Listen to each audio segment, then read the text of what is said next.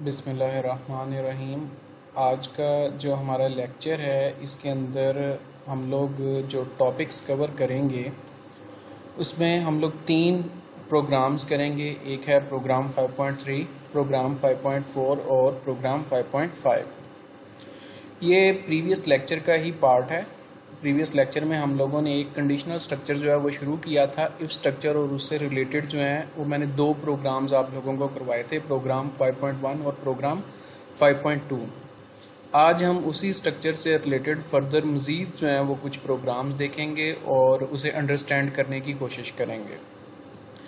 Conditional structure ऐसे structures को कहा जाता है जिसमें हम एक कंडीशन लिखते हैं प्रोग्राम के अंदर, और अगर वो कंडीशन जो है वो ट्रू हो जाती है, यानी उसका रिजल्ट जो है वो ट्रू आ जाता है, तो उसके रिस्पॉन्स में हमारे पास कुछ स्टेटमेंट्स होती हैं जो कि एग्जीक्यूट हो जाती हैं, जिनके ऊपर कंप्यूटर अमल दरामद करता है।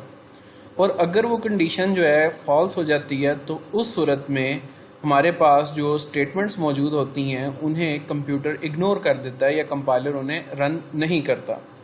तो इस चीज़ को एक्सप्लेन करने के लिए मैं कुछ प्रोग्राम्स जो हैं वो इस्तेमाल करूंगा और आपकी बुक के अंदर जो प्रोग्राम्स मौजूद हैं उन्हीं का सहारा लूँगा।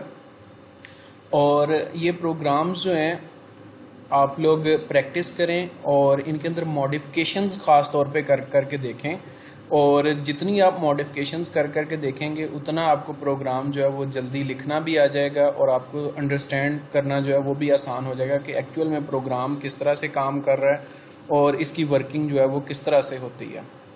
तो ये हमारे पास प्रोग्राम आ गया। सबसे पहले मैं प्रोग्राम की स्टेटमेंट पढ़ूंगा, उसकी प्रोग्राम की स्टेटमेंट आप लोगों को समझाऊंगा। उसके बाद हम लोग इसे जो है फर्दर देखेंगे कि इसका कोड जो है वो किस तरह से लिखना है या किस तरह से इम्प्लीमेंट करना है। सबसे पहले हमारे पास स्टेटमेंट है, write a program that inputs 2 number and find if the second number is the square of the first number. हमने एक ऐसा प्रोग्राम लिखना है जिसमें हमने यूज़र से इनपुट लेनी है और इनपुट के तौर पे हमने यूज़र से 2 नंबर लेने हैं। उसके बाद हमने चेक करना है कि आया जो सेकंड नंबर है वो फर्स्ट नंबर का स्क्वायर है, और इस चीज़ को चेक करने के लिए हम इफ स्ट्रक्चर जो है उसका इस्तेमाल करेंगे।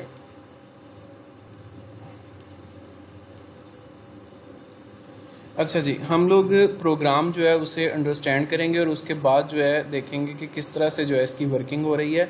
तो हमने यूज़र से 2 नंबर्स लेने हैं और इन 2 नंबर्स में से चेक करना है कि आया जो सेकंड नंबर है वो फर्स्ट नंबर का स्क्वायर रूट है या नहीं है। तो सबसे पहले प्रोग्राम की लॉजिक जो है उसे देखते हैं। फर्ज कर लेते हैं कि यूज़र हमारे पास एक नंबर एंटर करता है और उसे हम एक वेरिएबल ए के अंदर स्टोर करवा लेते हैं और यूज़र की जानिब से एंटर किया गया नंबर जो है वो हमारे पास 5 है। इसी तरह यूज़र जो है हमारे पास एक सेकंड नंबर एंटर करता है और वो नंबर है हमारे पास 25।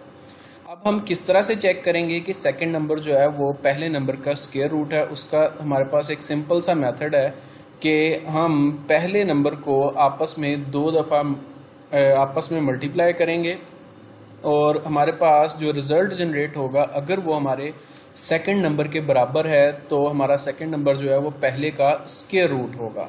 ठीक है, इसी लॉजिक को सामने रखते हुए जो है हम लोग प्रोग्राम जो है उसकी लॉजिक या फिर उसकी इफ कंडीशन जो है वो लिखेंगे। तो सबसे पहले हमारे पास एक सिंपल सा प्री प्रोसेसर डायरेक्टिव है और यहाँ पर देख लें मैंने आईओ स्ट्रीम लिखा हुआ है। ये मेरे पास ओ है, 0 नहीं मौजूद। आप लोगों में से अक्सर बच्चे जो हैं यहाँ पर 0 की बजाय ओ की बजाय 0 टाइप करके जो है मुझे स्क्रीनशॉट्स जो है वो सेंड करते हैं कि जी हमारा प्रोग्राम रन नहीं हो रहा। तो यहाँ पे आपने स्पेलिंग्स की कोई मिस्टेक नहीं करनी, ठीक है। उसके बाद मेरे पास एक ये स्टैंडर्ड इंस्ट्रक्शन है। स्टैंडर्ड इंस्ट्रक्शन के एंड पे यहाँ पर सेमी कॉलन मौजूद है, ना कि कॉलन मौजूद है।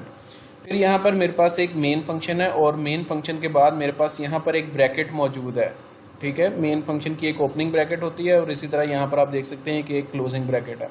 अब इसके अंदर मैं जो है प्रोग्राम लिखना शुरू करूँगा। तो मैंने प्रोग्राम की रिक्वायरमेंट के मुताबिक यूज़र से 2 नंबर लेने थे, तो मैं इंटीजर डाटा टाइप को इस्तेमाल करते हुए 2 वेरिएबल्स जो हैं वो डिक्लेयर कर लूँगा और एक वेरिएबल का नाम ए रख लिया, दूसरे वेरिएबल का नाम बी रख लिया। जब तक ये स्टेटमेंट्स एग्जीक्यूट होंगी, लाइन नंबर 8 के ऊपर मौजूद स्टेटमेंट्स एग्जीक्यूट होंगी, फौरी तौर पर मेमोरी के अंदर 2 स्पेसेस एलोकेट करवा ली जाएंगी। एक का नाम ए रख दिया जाएगा, दूसरी का नाम बी रख दिया जाएगा। अब ये 2 स्पेसेस मेमोरी के अंदर मौजूद हैं लेकिन ये एम्प्टी हैं, इनके अंदर किसी किस्म की कोई भी वैल्यू मौजूद नहीं है।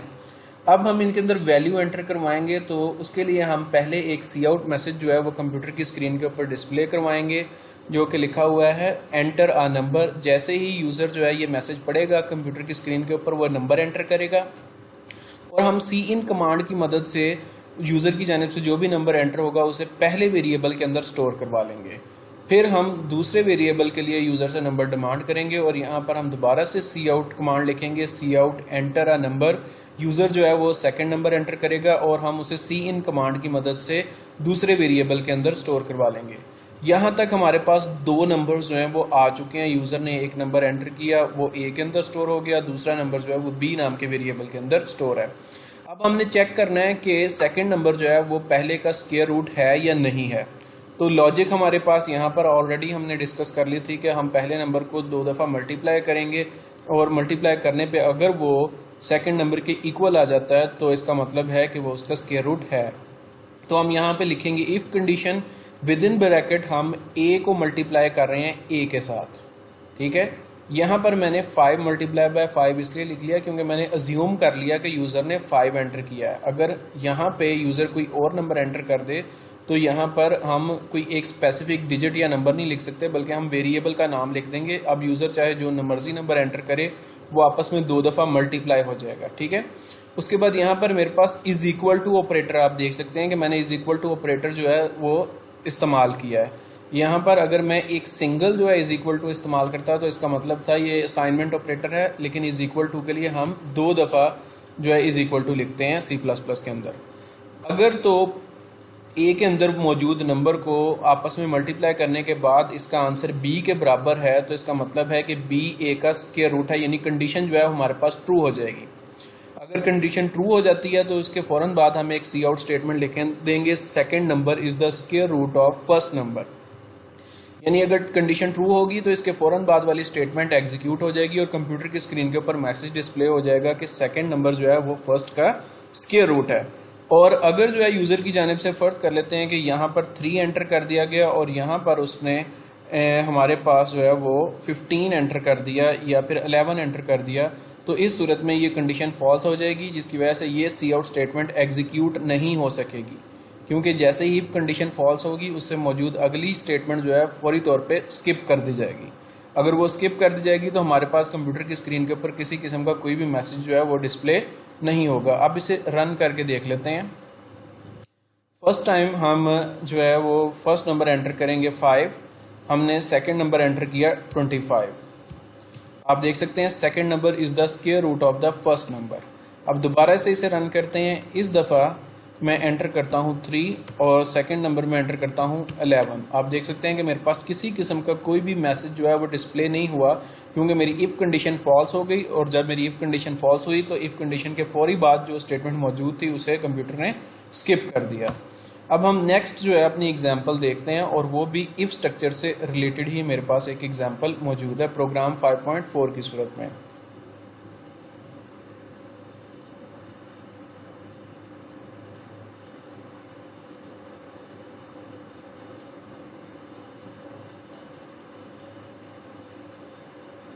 अच्छा जी, ये मेरे पास प्रोग्राम है और ये थोड़ा सा लेंथी प्रोग्राम है, इसीलिए पहले हम इसके कंप्लीट लॉजिक जो अच्छी तरह से डिस्कस कर लेंगे, उसके बाद जो है इसका कोड देखेंगे। Write a program that input the marks of 3 subjects. If the average of the marks is more than 80 it display 2 messages, you are above standard and admission granted. अब वो कह रहा है कि आपने एक ऐसा प्रोग्राम लिखना है जो कि यूजर से उसके 3 सब्जेक्ट्स के मार्क्स पूछे, उनकी एवरेज कैलकुलेट करे। अगर एवरेज जो है वो 80 से ज़्यादा है तो वो यूज़र को 2 मैसेजेस डिस्प्ले करवाए, जिसमें से पहला मैसेज है यू आर अबव स्टैंडर्ड और सेकंड मैसेज है एडमिशन ग्रांटेड। अब प्रोग्राम की लॉजिक को अंडरस्टैंड करना है, हमने यूज़र से 3 इनपुट्स लेनी है। तो इसका मतलब है कि हमें 3 वेरिएबल तो सिर्फ और सिर्फ सब्जेक्ट्स के मार्क्स स्टोर करने के लिए चाहिए, ठीक है। और ये मार्क्स जो हैं वो हमने इंटीजर वेरिएबल्स के अंदर स्टोर करवाने हैं। फिर हमने एवरेज कैलकुलेट करनी है, और जब हम एवरेज कैलकुलेट करते हैं मार्क्स की तो जाहिर सी बात है कि उसके अंदर किसी किस्म का कोई इशारिया वाला नंबर जो है वो हमारे पास जनरेट हो सकता है। तो इसीलिए हम एक और वेरिएबल क्रिएट करवाएंगे या डिक्लेयर करवाएंगे प्रोग्राम के अंदर, जो कि फ्लोटिंग पॉइंट डाटा टाइप को इस्तेमाल करते हुए, यानी फ्लोट डाटा टाइप को इस्तेमाल करते हुए क्रिएट करेंगे। उसके बाद यहाँ पर हम अपनी इफ़ कंडीशन लिखेंगे जिसमें हम चेक करेंगे कि अगर एवरेज जो है वो 80 से ज़्यादा है तो उसके बाद हम ये दो मैसेजेस जो हैं वो कंप्यूटर की स्क्रीन के ऊपर डिस्प्ले करवा देंगे। तो यहाँ से हम प्रोग्राम जो है वो लिखना शुरू करते हैं। सबसे पहले तो हम यहाँ पर एक सिंपल सा प्री प्रोसेसर डायरेक्टिव लिखेंगे, उसके बाद हम स्टैंडर्ड इंस्ट्रक्शन लिख देंगे और फिर हमारे पास मेन फंक्शन आ जाएगा। आप देख सकते हैं कि मेन फंक्शन के अंदर मैंने इंटीजर डाटा टाइप इस्तेमाल करते हुए 3 वेरिएबल्स क्रिएट करवा ली हैं, subject1, subject2, subject3। और उसके बाद मैंने फ्लोट डाटा टाइप इस्तेमाल करते हुए एवरेज नाम का एक वेरिएबल क्रिएट करवा लिया है, ताकि इन तीनों को जमा करने के बाद जब मैं एवरेज कैलकुलेट करूं तो मैं उसे यहाँ पर इस एवरेज नाम के वेरिएबल के अंदर स्टोर करवा सकूं। तो जैसे ही ये दो स्टेटमेंट्स एग्जीक्यूट होंगी, 4 लोकेशंस जो हैं वो मेमोरी के अंदर आपको प्रोवाइड कर दी जाएंगी, जिसमें से 3 जो हैं वो इंटीजर टाइप के लिए होंगी, जबकि एक जो है वो फ्लोट डाटा टाइप के लिए होगी। अब इन तीनों सब्जेक्ट्स के मार्क्स जो हैं वो हमने यूज़र से पूछने हैं। तो हम पहले एक सी आउट स्टेटमेंट लिखेंगे, enter the marks of subject1, और यूज़र जो भी मार्क्स एंटर करेगा सी इन कमांड की मदद से उसे subject1 नाम के वेरिएबल के अंदर स्टोर करवा लेंगे। इसी तरह हम सेकंड सी आउट कमांड लिखेंगे और enter the marks of the subject2 के नाम से सी आउट कमांड, जैसे ही कंप्यूटर की स्क्रीन के ऊपर ये मैसेज डिस्प्ले होगा, यूज़र सेकंड सब्जेक्ट के मार्क्स एंटर करेगा और सी इन कमांड से हम उसे subject2 के अंदर स्टोर करवा लेंगे। इसी तरह हमारे पास subject3 के मार्क्स जो हैं वो भी हम एंटर करवा लेंगे। अब यहाँ तक जो है हमारे पास इन 3 वेरिएबल्स के अंदर 3 मार्क्स मौजूद हैं।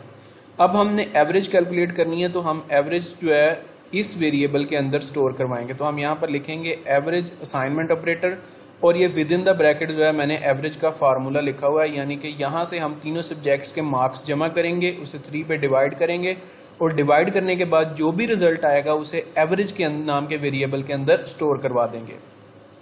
अब जो भी एवरेज कैलकुलेट होगी वो इस वेरिएबल के अंदर मौजूद है। अब हम इस वेरिएबल के ऊपर कंडीशन अप्लाई करके चेक करेंगे कि आया जो एवरेज है वो मोर देन 80 है या फिर लेस देन 80 है। अब हम यहाँ पर इफ कंडीशन लिखेंगे और यहाँ पर लिखेंगे एवरेज ग्रेटर देन 80। अगर एवरेज 80 से ज़्यादा है तो कंडीशन हो जाएगी हमारे पास ट्रू, यानी अगर इन तीनों सब्जेक्ट्स के मार्क्स जमा करने पे और डिवाइड करने पे 3 पे हमारे पास एवरेज 80 से ज़्यादा आ रही है, तो अगर वो 80 से ज़्यादा है तो हमारी कंडीशन ट्रू हो जाएगी। और कंडीशन ट्रू होने की सूरत में हमारे पास ये जो नेक्स्ट मैसेजेस मौजूद हैं ये कंप्यूटर की स्क्रीन के ऊपर डिस्प्ले हो जाएंगे, ठीक है।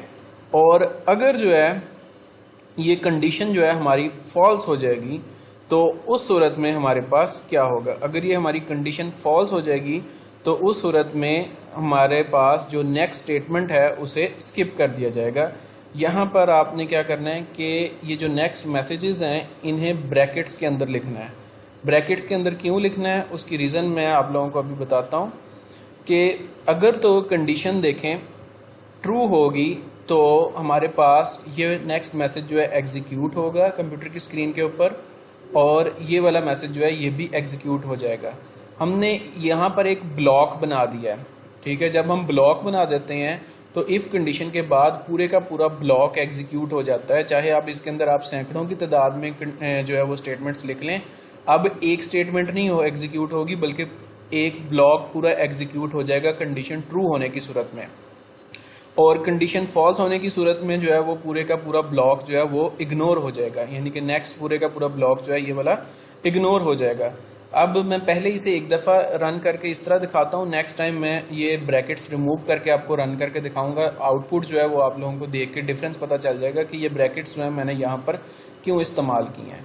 पहले हम लोग जो मार्क्स एंटर करेंगे उनकी एवरेज हम कोशिश करेंगे कि 80 से ज़्यादा बने, इसलिए मैं फर्स्ट सब्जेक्ट के मार्क्स 87 एंटर कर रहा हूँ, दूसरे के 90 एंटर कर रहा हूँ और नेक्स्ट के मैं 100 एंटर कर रहा हूँ। अब इनकी एवरेज जो है वो 80 से ज़्यादा बनेगी और आप देख सकते हैं कि मेरे पास जो मैसेज कंप्यूटर की स्क्रीन के ऊपर डिस्प्ले हो रहा है, you are above standard admission granted, ठीक है, ये मेरे पास मैसेज डिस्प्ले हो रहा है और दोनों मैसेजेस जो हैं वो मेरे पास कंडीशन ट्रू होने की सूरत में डिस्प्ले हो रहे हैं। अब मैं इसी ब्रैकेट को रिमूव कर देता हूँ जो मैंने लगाई थी, और अब मैं दोबारा से इस प्रोग्राम को रन करूँगा। अब मैं जब दोबारा से इस प्रोग्राम को रन करूँगा, इस दफ़ा मैं मार्क्स जो हैं वो कम एंटर करूँगा ताकि एवरेज जो है वो 80 से कम बने। लेकिन इसके बावजूद देखेंगे कि आप उन दो में से एक मैसेज जो है वो कंप्यूटर की स्क्रीन के ऊपर लाजमी तौर पर डिस्प्ले हो जाएगा। एडमिशन ग्रांटेड का मैसेज जो है वो डिस्प्ले हो रहा है। उसकी रीज़न क्या है कि ये देखें यहाँ पर, एक मिनट, हाँ जी, ये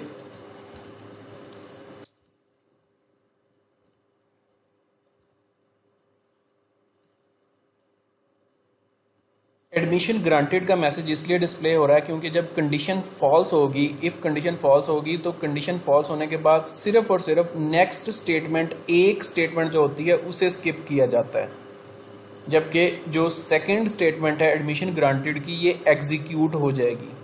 ठीक है, और इस प्रॉब्लम को रिमूव करने के लिए, या फिर जब हमने एक ही जो है वो कंडीशन की सूरत में मल्टीपल मैसेजेस डिस्प्ले करवाना होते हैं, तब हम जो है इन मैसेजेस को ब्लॉक की सूरत में लिखते हैं। मैं यहाँ पर दोबारा से ब्रैकेट्स लगा के जो आपको रन करके दिखाता हूँ। अब जब मैं ये मैसेजेस जो हैं वो ब्लॉक की सूरत में डिस्प्ले करवाऊंगा, तो अब अगर मैं एवरेज कम भी एंटर करूंगा तो ये पूरे का पूरा ब्लॉक जो है वो स्किप हो जाएगा, क्योंकि अब वो इस पूरे के पूरे ब्लॉक को एक स्टेटमेंट कंसिडर करेगा। आप देख सकते हैं कि अब किसी भी किस्म की कोई आउटपुट डिस्प्ले नहीं हुई। अब उसने दोनों के दोनों सी आउट मैसेजेस को जो है वो इग्नोर कर दिया है, क्योंकि उसने इन दोनों को सिंगल स्टेटमेंट कंसिडर किया है इस ब्रैकेट की वजह से। उम्मीद है कि ये डिफरेंस आपको समझ आ गया होगा, ये काफ़ी ज़्यादा इंपॉर्टेंट डिफरेंस था। अब आ जाते हैं जी नेक्स्ट हमारे प्रोग्राम के ऊपर। नेक्स्ट है जी हमारा प्रोग्राम 5.5, और इसे भी देख लेते हैं कि इसके अंदर हमारे पास क्या चीज़ मौजूद है। आपने इन प्रोग्राम्स की ज़्यादा से ज़्यादा प्रैक्टिस करनी है, बल्कि एक मिनट में आप लोगों को थोड़ा सा काम करने के लिए देता हूँ इस प्रोग्राम के ऊपर। यहाँ पर जो मेरे पास प्रोग्राम था 5.4, आपने इसके अंदर खुद से थोड़ी सी मॉडिफिकेशन करनी है। इसके अंदर 3 सब्जेक्ट्स के मार्क्स यूज़र से लिए गए थे और उनकी एवरेज कैलकुलेट की गई थी। ठीक है, ये कोड आपने एज इट इज़ जो है वो लिख लेना देख के इस वीडियो में से, और बुक में से नहीं लिखना, यहाँ से वीडियो से देख के लिख लिया करें। आप लोग बुक में से देख के कोड लिखते वक्त बहुत ज़्यादा गलतियाँ करते हैं। बुक में से देख के कोड लिखना है, स्पेलिंग की मिस्टेक नहीं होनी चाहिए, किसी किस्म की कोई भी ब्रैकेट्स मौजूद हों जहाँ पर हैं, हर चीज़ एज इट इज़ होनी चाहिए। आप में से ज़्यादातर स्टूडेंट्स की जो है वो टाइपिंग करते वक्त ही गलती आ रही है, आप लोग टाइप करते वक्त ही गलत टाइप कर देते हैं। अब आपने जो चेंजेस करनी है, आपने सब्जेक्ट्स की तादाद जो है वो 3 से बढ़ा के 5 करनी है, फिर आपने इसकी एवरेज कैलकुलेट करनी है, और आपने एवरेज जो है वो भी कंप्यूटर की स्क्रीन के ऊपर डिस्प्ले करवानी है। ठीक है, यहाँ पर तीसरा मैसेज जो है वो एवरेज का भी होना चाहिए। यहाँ पर इससे पहले बेशक आ जाए, बेशक एडमिशन ग्रांटेड के बाद शो करवा लें। थर्ड मैसेज जो है वो आपका एवरेज का भी शो होना चाहिए, यानी एवरेज भी कंप्यूटर की स्क्रीन के ऊपर डिस्प्ले हो जो भी इस प्रोग्राम के ज़रिए कैलकुलेट हो रही है। और सब्जेक्ट्स की तादाद जो है बढ़ा के आपने कर देनी है 5, और बाकी आप लोग खुद ही जो है वो इसके अंदर फार्मूला के अंदर चेंजेस कर लेंगे, जिस तरह से आप लोग कर सकते हैं एवरेज को कैलकुलेट करने के लिए। उसके बाद आ जाते हैं जी प्रोग्राम 5.5 के ऊपर।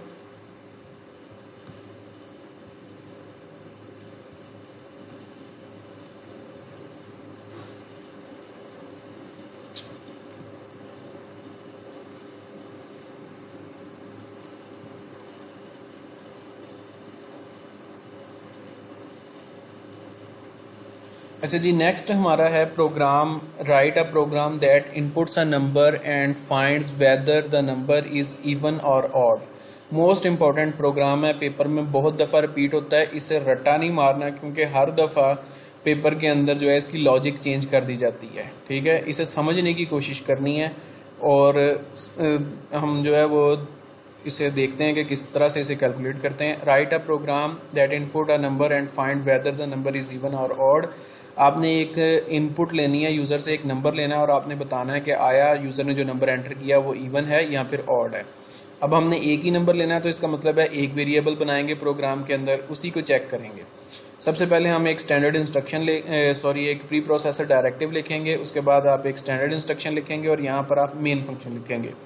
मेन फंक्शन के अंदर आपने इंट एन नाम का एक वेरिएबल बनाया, एक इंटीजर वेरिएबल, और सी आउट कमांड की मदद से यूज़र को बताया कि इसके अंदर एक नंबर एंटर किया जाए, और सी इन कमांड की मदद से यूज़र ने इसके अंदर एक नंबर एंटर कर दिया।